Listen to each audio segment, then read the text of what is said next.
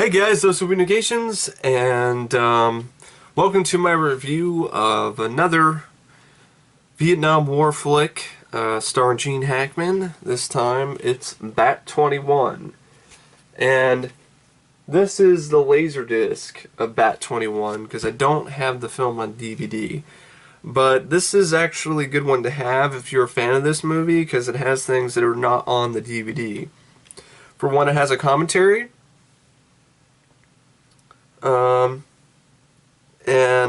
It also has behind-the-scenes video montage, which I do not believe is on the other stuff, other than the other DVD. And plus, you know, I like Laserdiscs. You know, I think they're pretty cool. It's like the best of both worlds, the best of records and movies, all wound up into one. And this is actually released through Anchor Bay. The original the DVD in the U.S. I think was released by MGM. Anyway, Bat 21 is a film that came out in 1988. Sadly, it really didn't do that much in the box office. That really kind of came and went. But as you can see by its rating on IMDb of 6.3 out of 10, it's got a pretty good reputation. And on Rotten Tomatoes, it got a 52%. Which I would give it higher than that. This is a lot better than a mixed bag of a movie, at least for me. I feel it's a pretty underrated film, actually. I first heard about it. I've seen trailers for it before, but I never saw the movie until recently. And this is like the opposite of Uncommon Valor. Gene Hackman. Why did I say Kamen? I don't know why the hell I said that. Gene Hackman, his character in this film is the complete opposite of his character in Uncommon Valor. Uncommon Valor, his character goes to Vietnam, you know, to try to rescue his son. Here in Bat 21, he plays a military officer who basically ends up being, you know, caught behind enemy lines in Vietnam. So he's the one that's left behind. And it's loosely based on a true story of Lieutenant Colonel Col Hambleton. Because the original story was a little bit, it lasted 11 days. It has more than just Danny Glover who came in and saved him. So there's discrepancies involved with the true story that were adapted for the Hollywood film. But I don't think it's that big of a deal. I think it still does a good job with the gist of the story, and I think the film on its own is a good enough movie that just because it's not extremely accurate to the events, it doesn't really bother me that much. The film is directed by Peter Markle, which this is without a doubt his best film. I think that he really did a really good job here, you know, ace in the hole, because this is the same director who gave us Hot Dog the movie. Yep, the same director of Hot Dog the movie and Youngblood directed this movie, which is really surprising. When you look at his filmography and you see Bat 21 on there, it seems like it's an outlier because you look at all the other stuff. Hot Dog the movie, Youngblood. His last movie he directed that came out in theaters, I think, was Wagons East, the last movie that John Candy did before he died. It's not a very good movie. So it seems like his career is full of like really kind of movies that you're like, wow, we really directed that? Like Hot Dog the movie? But he really does a good job here, though. He sets up his shots really well. He does a really good job building up the atmosphere and the suspense and the tension of the scenes, and some beautiful shots of, you know, photography, you know, in the jungles and also in the air with flight photography. So it's really well done by Peter Markle.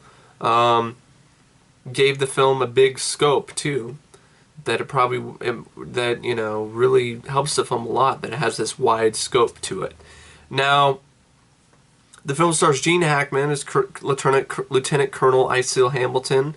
It also has Danny Glover as Captain Bartholomew, aka Bird Dog. Jerry Reed as Colonel George Walker. Jerry Reed, the same guy, you know, who would be, you know, Smokey's friend and best buddy in the Smokey and the Bandit films. Here he does a good job playing the Colonel.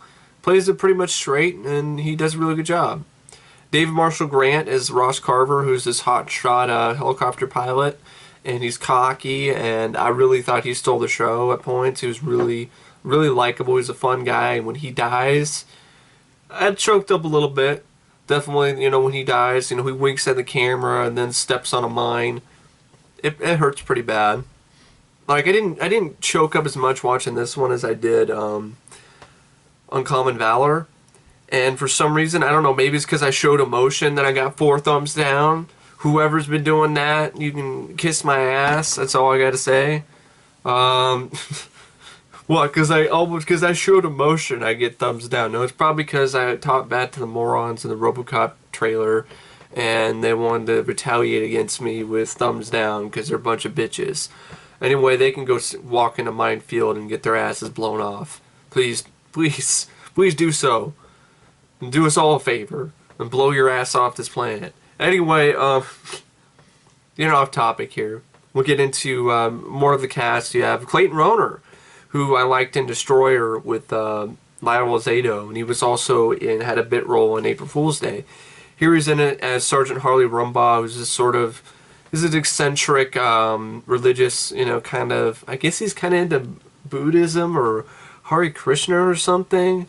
Like, he's really into Asian religion, and he's a fun character. He doesn't really have a lot of scenes, but I like the stuff that he does. Like, you know, he blesses the plane before Danny Glover, you know, heads off on his missions and things like that. And so basically that's the cast. I mean, there's a few other people, like Eric Anderson as Major J. Scott, Joe Dorsey as Colonel Douglas, Michael Ning as the Vietnamese man. But there isn't really a lot of, you know, other big, you know, actors. It's a pretty small production, really.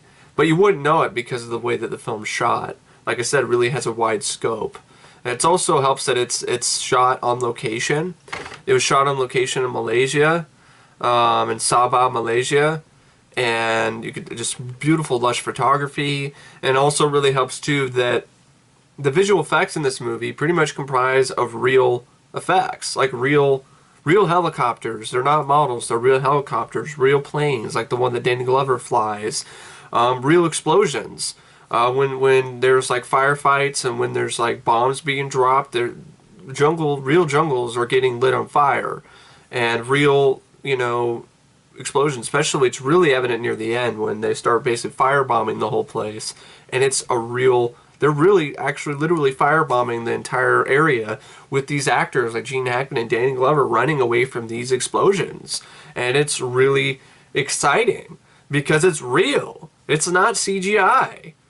And I've seen somebody on IMDb, who I'm going to borrow a line from a good friend of mine, who basically said that, you know, IMDb, it stands for, you know, in memory of dumb bitches, which he's right, you know, in memory of dumb bitches. You know, this guy basically says that, you know, the effects of Bad 21 look bad, and the effects in Behind Enemy Lines are better. I'm like, Behind Enemy Lines, really? This shitty CGI in that movie look better than real helicopters and real planes and real explosions? I like to know what is going on in that person's head when they type something like that. How the hell do the effects in this movie look bad? There aren't any visual effects. These are real planes, these are real helicopters, and these are real explosions. You can't get any better than that. Period. You can't. So I don't understand it. I don't get it. And it's also on a real set. It's in a real location. It's not even a set. It's on a real it's on location. It's not shot behind a green screen. So I don't know what to say. But anyway, yeah, really, I think the visual effects of the film, you know, which are really, a lot of them are just real effects, I think are really well done, really effective, especially the firefight at the end, the firebombing at the end. So yeah, a lot of these, you know, the attention to detail and the realism that's present in this film really give the film an impact I probably wouldn't have, you know, otherwise. And so that's a testament to the director and to, you know, the effects guys and everything, the stuntmen and all, and everybody involved with the movie. And I think the screenplay was pretty well done too by William C. Anderson, who helped write the book, who wrote the book, but the screenplay was by George Gordon. And so yeah, now that I talked about, of course, one more thing, I'll talk about the film, the production, before I get into the plot, and then my final thoughts on the movie. The score. The score by Christopher Young, I think, is really well done. It works really well with the film. It kind of reminds me a little bit of Commando. The score by James. I think it's not. Is it James Horner? Yeah, I think the score by James Horner reminds me a little bit of that. But it works enough. It has its own flavor. It has its own personality to it. Especially like the pieces of music near the end of the film. And so yeah, Christopher Young does a good job, as always. I think he's one of my favorite composers. He does a good job with pretty much any movie he's given, low budget or big budget or otherwise. I really, it's too bad, like, you don't really hear Christopher Young doing many scores lately. Hans Zimmer is getting all the jobs, that's why. But anyway, yeah, Christopher Young did a good job, as usual, here. Now, the film, the basic gist of the plot is this. Lieutenant Colonel Col Hambleton, he's a weapons countermeasures expert, Gene Hackman, and this is near the end. This film takes place near the end of the Vietnam War. And he's basically called up to basically one last mission. It's his idea to do basic reconnaissance sort of flight to basically find where these enemy bases are and then firebomb them, you know, blow them to hell and back. And what happens is the Vietnamese, they spot the plane and they shoot it down. And a really well shot sequence, really well done. And really intense, harrowing scene where the whole plane just basically gets the back of it blown off, and Gene Hackman, his character Col Hambleton, just barely manages to eject just in time. He manages to be the only survivor of the plane crash, which I don't know if it's exactly the true. I don't know if that's exactly true to the true story or not, but it works for the film. And he lands into the Vietnam jungle in the middle of, you know, basically in the middle of a war zone. You know, he's in enemy territory. And there's basically a rescue mission that's set up. First off, before they start, you know, rescue mission, the military sends out Bird Dog. Danny Glover sends him out to basically go check out where he is, where his location is. And the chemistry between Gene Hackman and Danny Glover is really what makes this film work. There are a lot of scenes in the film where they're not even on screen together. You know, Danny Glover's up in the airplane, his plane, you know, talking to, you know, Gene Hackman, trying to, you know, keep his spirits up and, you know, telling him, you know, you gotta, you know, I'll pick you up in the morning. It's like, the morning, I can't wait any longer than this. It's like, well, we'll get you, Bat 21. And that's where the name Bat 21 comes from. It's the code name that Gene Hackman's character uses, you know, for basically to describe himself. So, you know, they don't speak over the, you know, the radio, just saying this is the Lieutenant Colonel Col Hambleton. No, because you're behind enemy lines, and even when they're not behind enemy lines, in order to make it harder for enemies to basically record and to use information that they, you know, receive through recording radio conversations. Here, you know, it's a little bit more ambiguous. And so basically the whole movie is just Gene Hackman trying his best to survive behind enemy lines, and Danny Glover, Bird Dog, trying his best to get him back home.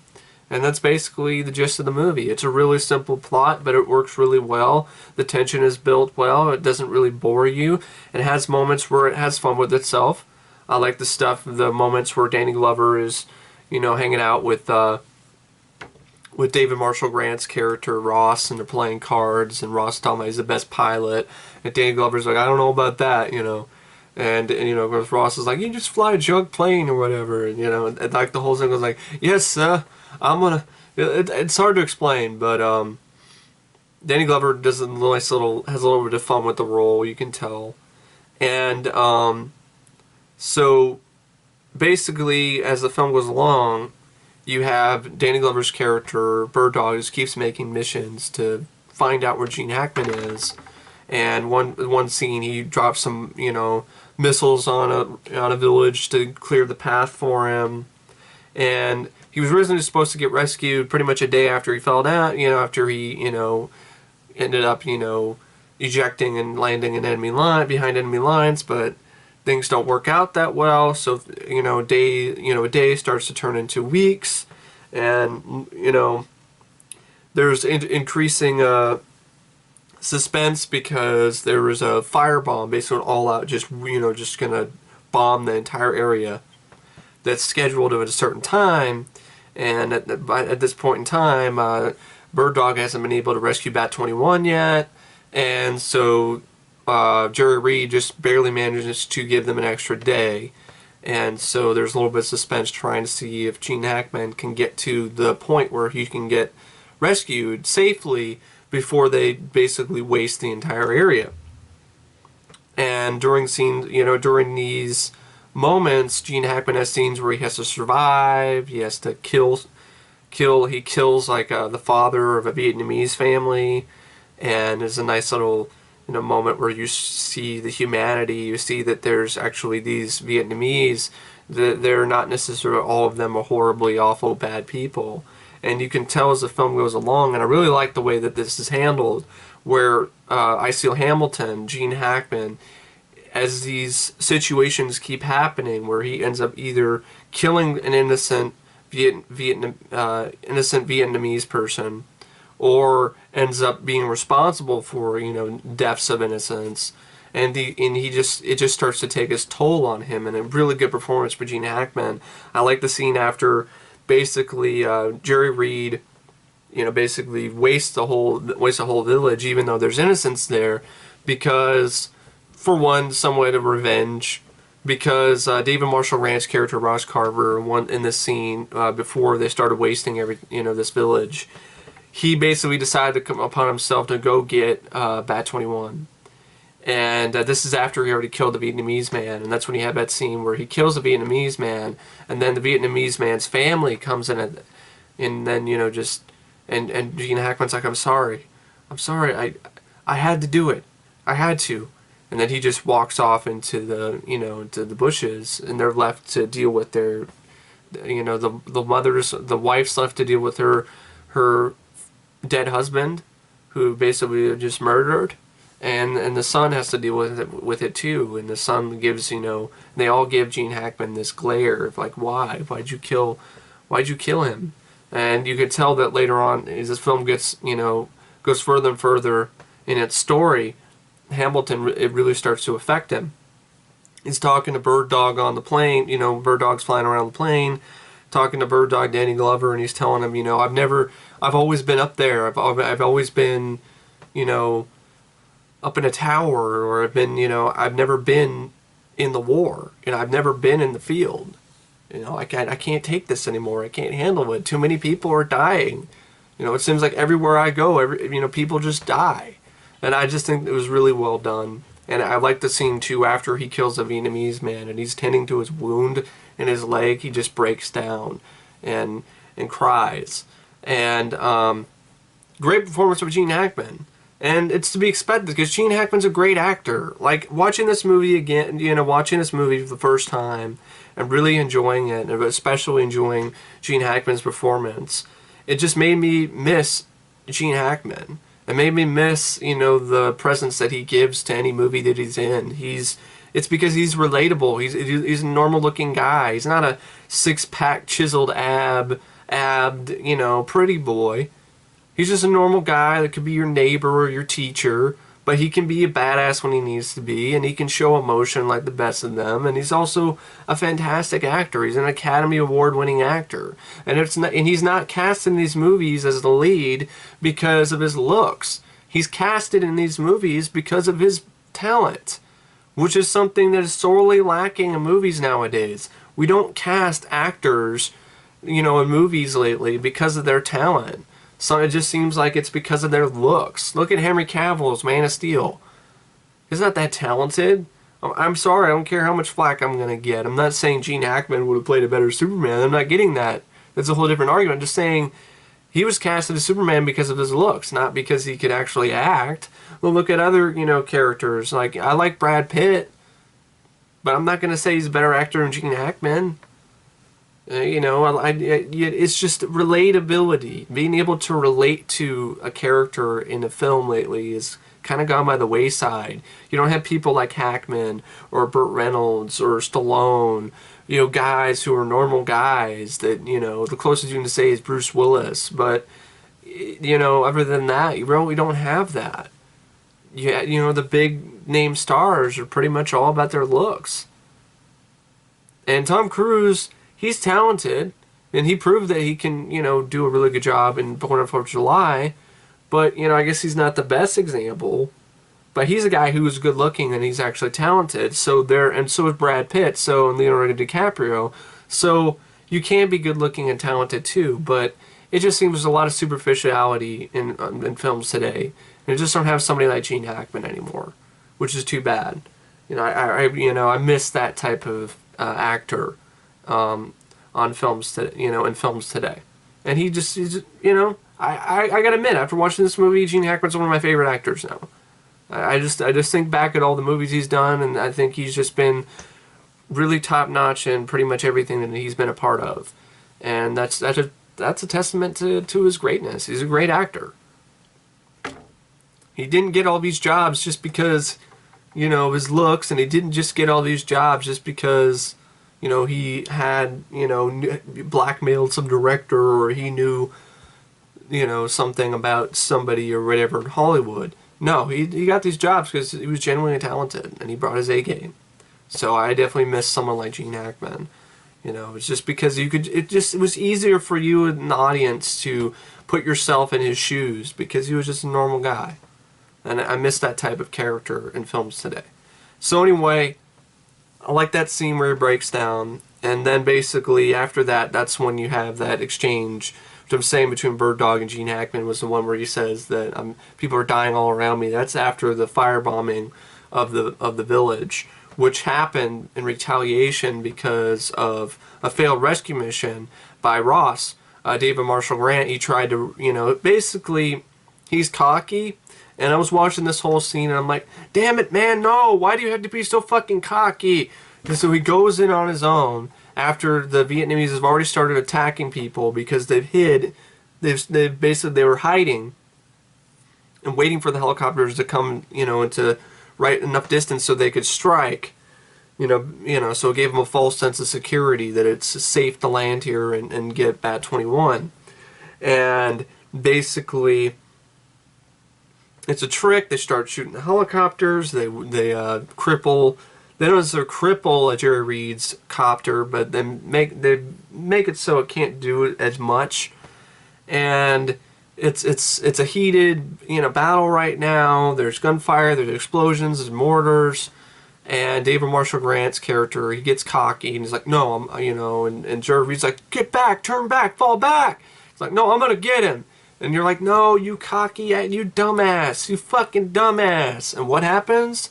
His helicopter gets shot down with a rocket launcher because one of the Vietnamese Viet Cong has a bazooka and hits the helicopter and it crashes. And his pilot, is wounded severely. This other guy's hurt. They're trying to fight back. They're stuck. The helicopters crash, and they're trying to get out. And the Viet Cong are chasing after them. They're like, get out of there. And one of his friends gets shot down. The gunner, because he can't get the gun to work, so he gets shot down. He gets shot. Actually, pretty much he's wounded, but he gets shot after Ross starts, protesting. They shoot him, and they also shoot his pilot friend in the head. And then they ask him to go into the minefield. And, I like Ross Carver. I like the scene where earlier, like, basically this guy's, it's like, come on, we're so tough, come on. He was a really cocky, you could tell that he was a young guy. Like, he was probably in his early 20s. And there were, like, a lot of, people that were in the Vietnam War. And he's cocky, and he's, talented, but to a fault. He was way too cocky this time around, and it cost him his life. And so he steps on the mine and, blows up half his body, and he's there laying in the water, like, fuck, oh, fucker. I'm like, oh, shit. And he ends up getting shot in the head, put out of his misery. And then I like the scene where Gene Hackman retaliates. It's like nobody else, I'm tired of people dying, and then just starts shooting, runs up and shoots the guy who shot Ross in the head. And then shoots a couple more people, and then Jerry Reed comes in and starts shooting people. Bird Dog tries to help, and then that's basically when they firebomb the whole place. And before that, Gene Hackman's trying to talk to Jerry Reed, like, don't do it yet. There's innocents. There's innocent civilians. You know, innocent civilians. Let them, you know, they still have them, and in the village. Let's delay the strike. And nope. Basically, Jerry Reed, gives okay, and they firebomb the whole place, and that's when you have that exchange where Gene Hackman's like, I'm tired of people. It seems like everywhere I go, people die, and he's finally seeing the true nature of war. Because for him, he was always behind the scenes. He was never on the front line, and now he's seeing it for himself, and it's just hitting him, just hitting him like a punch to the face. It's just too much. And then as the film goes along, there's a plan that's set up by Bird Dog in Bat 21 where he'll basically use his knowledge of golf to basically set up these 8-9 holes or whatever, which the 9th hole will be where he'll get across the river to where it's safe so he can get rescued. And this is where you have, he's trying to hide from the Viet Cong, and you have this scene which I really liked where it's raining and he's trying to, and Gene Hackman's character Hambleton is also wounded, so he's limping around and he's got a cane, and he's walking across this bridge, and here comes this Vietnamese boy, and the Vietnamese boy, waves at him, and basically what happens is the Vietnamese boy helps him out by setting basically sets a trap. Was on the bridge that would have killed him, sets it before, he basically sets it off so he can cross the bridge, and then gives Gene Hackman his hat. And it was just, there's no words exchanged between the two, between Gene Hackman and the boy, but it's just really well done. The scene really works because, it just shows you that there's a heart, that there are people in Vietnam that weren't all bad. And I think that scene really showcases it. I think the film does a really good job, and especially after the firebombing, you see all these people just dead and burned up, dead bodies, and even during when the firebombing is happening, and the scene that you should be crowd pleasing, it's like, yeah, we got those fuckers, but it isn't, because there's innocents that were also killed in at the same time, and the score by Christopher Young really helps in that scene as well. And so basically after little boy gives him his hat, he ends up resting, and eventually you get to the end of the movie where he's not able to get across the river just yet. The firebombing is going to happen, so Danny Glover decides to go against orders and steals a helicopter and goes in after him, and the helicopter gets shot down, and then they're stuck in the